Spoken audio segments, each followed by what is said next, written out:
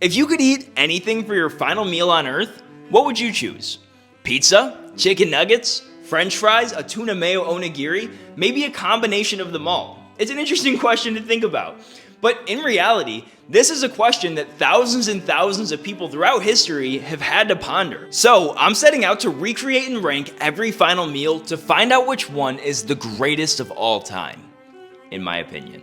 Without further ado, this is part 1 of my death row meal rankings. I'm rating every death row final meal request to find out which one's the greatest of all time. Today we're getting started with Ray Rector. In 1981, Rector was charged with the murders of Arthur Criswell and police officer Robert Martin. As a result, he was sentenced to death by lethal injection. For Rector's final meal, he requested steak, fried chicken, pecan pie, and cherry Kool-Aid. However, Rector chose not to eat the pecan pie, claiming to the guards that he was saving it for later. The pie was left on his tray and not disposed of until the execution had been completed. In my opinion, the meal was loaded up with some classics, but I would have liked to see some sides and maybe a better choice in drink. I'm placing this meal in C tier. Today, we're checking out the menu of the notorious serial killer, Ted Bundy. In 1979, Bundy received his first death sentence for the murder of 2 college students. And a year later, he received another for the heinous crimes he committed against a 12-year-old girl. However, it's estimated that Bundy could have been responsible for up to hundreds of other deaths beyond these cases. And in the very end, Bundy declined his privilege of selecting a special meal. So, he was instead given the traditional final spread of steak cooked medium rare, hash browns, eggs over easy, toast with butter and jelly, juice, and milk. In my opinion, this spread had tons of variety and was super delicious. And honestly, I think this should be the basis by which all other final meals are judged. Therefore, I'm ranking this at the top of C tier. Today we're looking at the contract killer with an IQ of 136, Stephen Wayne Anderson. In 1981, Anderson was charged with burglary, assault, 7 counts of murder, and escaping from prison. And after murdering what would be his final victim in her own home, police caught Anderson in her kitchen, eating a meal and watching television. As a result, Anderson was sentenced to death by lethal injection. For his final meal, he requested 2 grilled cheese sandwiches, a side of radishes, 1 pint of cottage cheese, a corn and hominy mixture, peach pie, and a pint of chocolate chip ice cream. In my opinion, the spread had solid variety, but it was a bit heavy-handed on the dairy and lacked any items I was particularly excited about. I'm placing this meal in D tier. Today, we're looking at the tarot card dealer who practiced voodooism and black magic, James Edward Smith. In April of 1984, Smith was found guilty of murdering 44-year-old Larry Don Rojas during his attempted robbery of the Union National Insurance Company. As a result, Smith was sentenced to death by lethal injection. Then for his final meal, Smith requested a clump of Riacunda dirt, a soil he planned to consume for a voodoo reincarnation ritual. However, Smith's request was denied because dirt was not on the list of approved foods. He instead settled for 1 cup of yogurt. In my opinion, either of these 2 options would make for a pretty abysmal final meal. I'm placing this meal in D tier. Today, we're looking at the selection of the moonshiner, car thief, and murderer, George W. Barret. In 1930, Barret murdered his own mother and turned himself in after his brothers placed a $500 bounty on his capture. But the result of the trial was a hung jury and he was released. However, just 5 years later, Barret was tracked down by the FBI for car theft, where in a gunfight, he shot and killed Special Agent Nelson Klein. For his crimes, George W. Barret was sentenced to die by hanging. The execution was carried out by a local farmer who enjoyed studying hangings as a hobby. For Barrett's final meal, he requested the largest steak in town. However, after his execution, a local reporter found Barrett's uneaten steak in the jail's kitchen. So, the man just took it and ate it himself. In my opinion, steak makes for a great component of a final meal, but alone, it leaves a bit to be desired. I'm placing this meal in C tier. Today, we're looking at the selection of the infamous killer clown, John Wayne Gacy. In 1972, Gacy began the longest string of killings in U.S. history to that point. Over this 4-year stretch, Gacy was known for tricking his victims into entering his home, then proceeding to torture, violate, and ultimately murder them. After claiming the lives of 33 young men, Gacy was finally caught and sentenced to death by lethal injection. For his final meal, Gacy requested 1 dozen fried shrimp, a side of fries, 1 pound of strawberries, a bucket of Kentucky Fried Chicken, and a Diet Coke. In my opinion, the spread was definitely on the decadent side, but it had nice variety and a pretty solid quantity of food. I'm placing this meal in A tier. Today, we're looking at the selection of Alan Lee David. months. On the night of May 11th, 1982, Davis broke into the Weiler family home where he shot and killed the two young daughters and then proceeded to beat the pregnant mother to death with his pistol. As a result, Davis was sentenced to death by electrocution. And while complications led to significant nose bleeding, his execution was ultimately successful. For his final meal, Alton Lee Davis requested a lobster tail, fried potatoes, half a pound of fried shrimp, 6 ounces of fried clams, half a loaf of garlic bread, and 32 ounces of A&W root beer. In my opinion, the quality of dishes chosen was great, but when it comes to variety, this spread left quite a bit to be desired. I'm placing this meal in B tier. Today, we're looking at the selection of the deadliest domestic terrorist in U.S. history, Timothy McVeigh. On the morning of April 19, 1995, McVeigh parked a truck armed with 5,000 pounds of explosives in front of a federal building in Oklahoma City. Later that day, the bomb exploded, killing 168 and injuring almost 700 others. As a result of these crimes, McVeigh was charged guilty on 11 federal counts, including one for the use of a weapon of mass destruction. He was sentenced to death by lethal injection. For McVeigh's final meal, his request was simple: 2 pints of mint chocolate chip ice cream. In my opinion, ice cream alone is a poor final meal choice, and choosing mint chocolate chip as the flavor only makes the decision worse. I'm placing this meal in D tier. Today, we're looking at the selection of the familicidal serial killer Rhonda Belle Martin. From the years of 1937 to 1951, Martin admitted to poisoning her mother, 2 of her husbands, and 3 of her 5 children. Eventually, she also attempted to murder her 5th husband and former stepson, but he survived the poison and was left paralyzed. When she was finally caught, the state of Alabama sentenced Martin to death by electrocution. For her final meal, she requested mashed potatoes, a hamburger, cinnamon rolls, and a coffee. In my opinion, the spread was balanced pretty well. There might not have been an X factor, but every item held its own. For that, I'm placing this meal in B tier.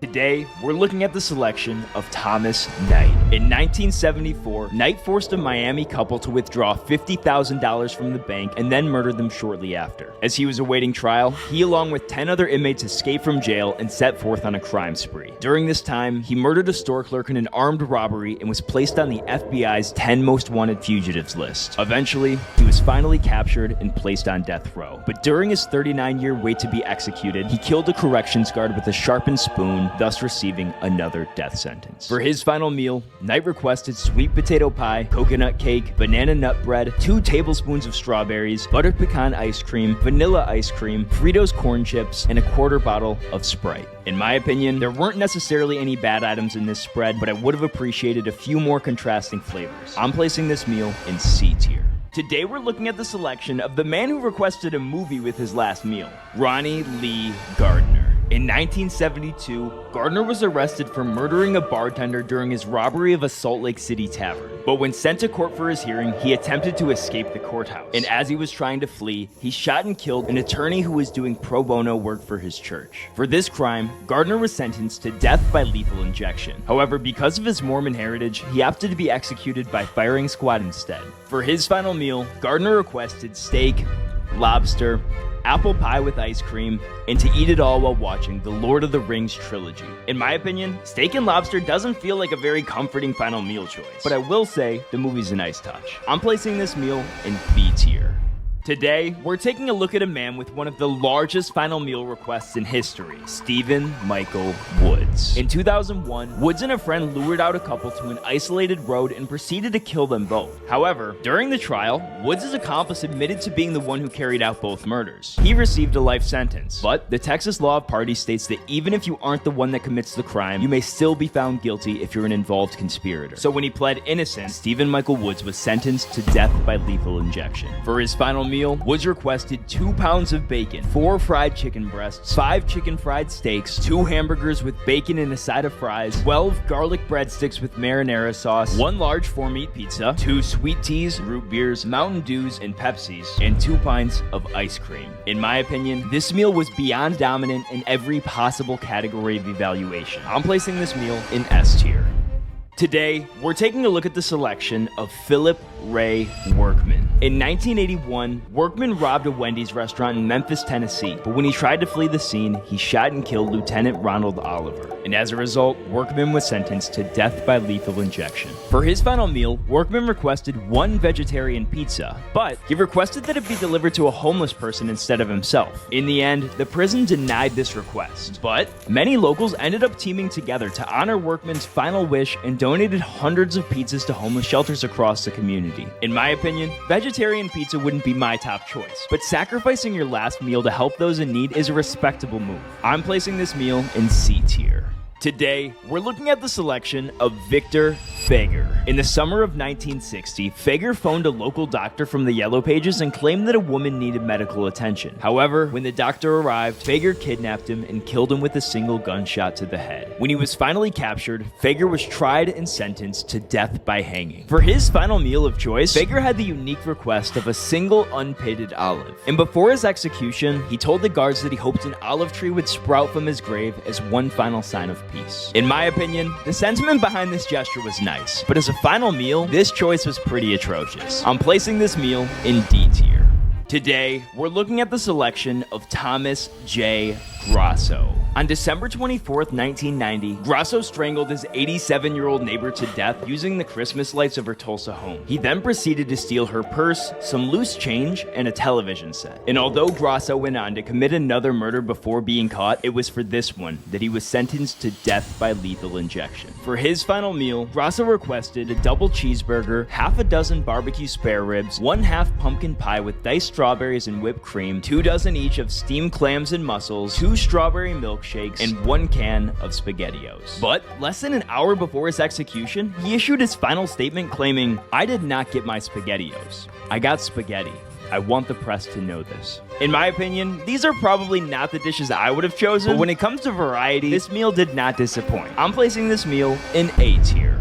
Today, we're looking at the selection of Lawrence Russell Brewer. In 1998, Brewer and 2 friends kidnapped James Byrd Jr. and then proceeded to hook him up with logging chains and dragged his body from the back of their truck for 3 miles until his death. For these crimes, Brewer was sentenced to death by lethal injection. For his final meal, Brewer requested 2 chicken fried steaks with gravy and onions, a triple bacon cheeseburger, a cheese omelet, a bowl of fried okra with ketchup, a pound of barbecue meat with a half loaf of white bread, 3 fajitas served with all the fixings, a meat lover's pizza, a pint of vanilla ice cream, a slab of peanut butter fudge, and 3 root beers. But when they brought him out the meal, Brewer said he wasn't hungry and declined it. And from that day forward, Texas discontinued final meal requests forever. In my opinion, this meal was a bit surprising. In contrast to every single other aspect of this dude's existence, this meal was excellent. So, I'm placing this meal in S tier.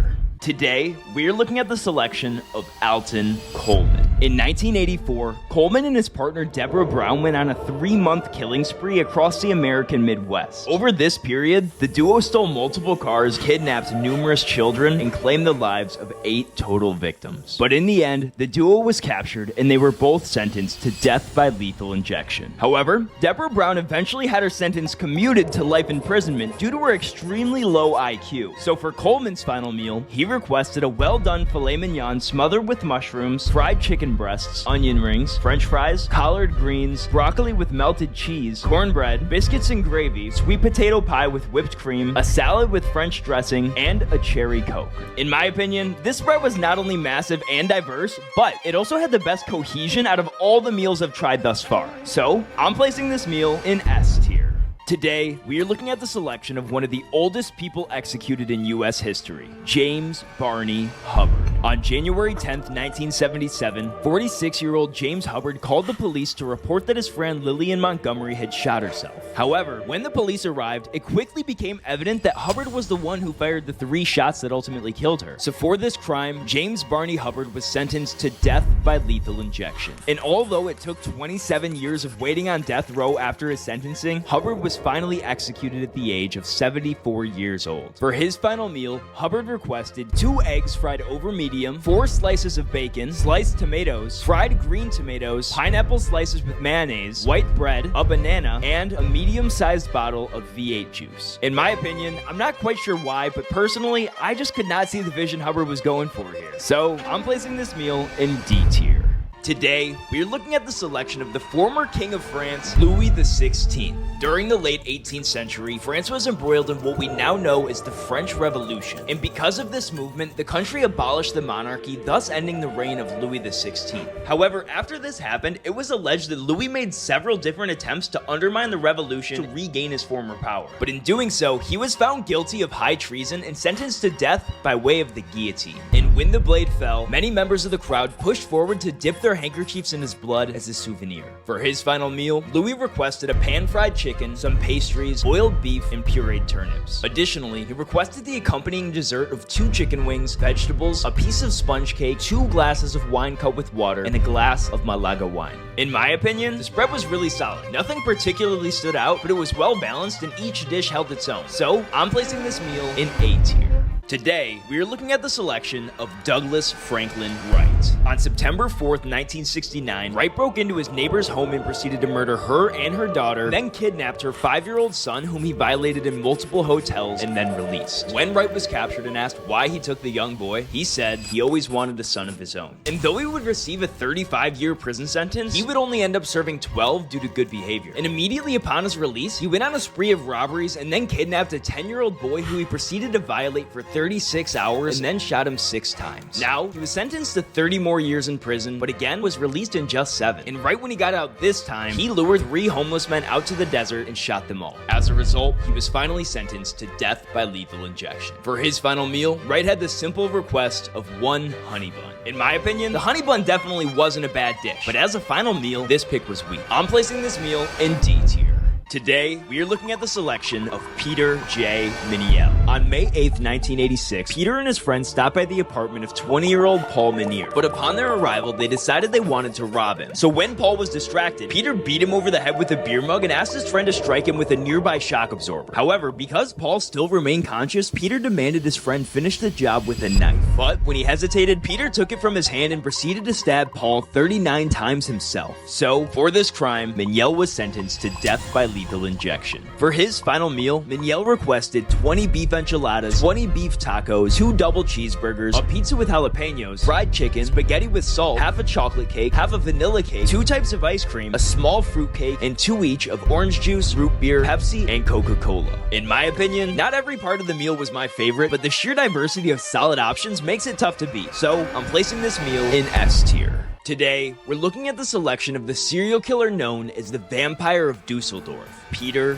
Kurten. During the early 1900s, Kurten grew to be one of the deadliest serial killers in German history. While he was at large, it's stated that he committed a total of 68 crimes, including 9 murders and the attempt of 31 more. And while the motive for this rampage was unclear, Kurten was known for achieving immense sexual gratification from the bloodshed. Eventually, after 16 years of murders and over 13,000 letters from the public to the Dusseldorf police, Peter Kurten turned himself into the authorities, took responsibility for all of his crimes, and was sentenced to death by way of the guillotine. For his final meal, Kurten requested Wiener Schnitzel, a bottle of white wine, and fried potatoes. And upon finishing, he even requested a second helping, which the prison granted. In my opinion, the meal was pretty simple, but it was tasty, comforting, and left me nothing to complain about. So, I'm placing this meal in B tier.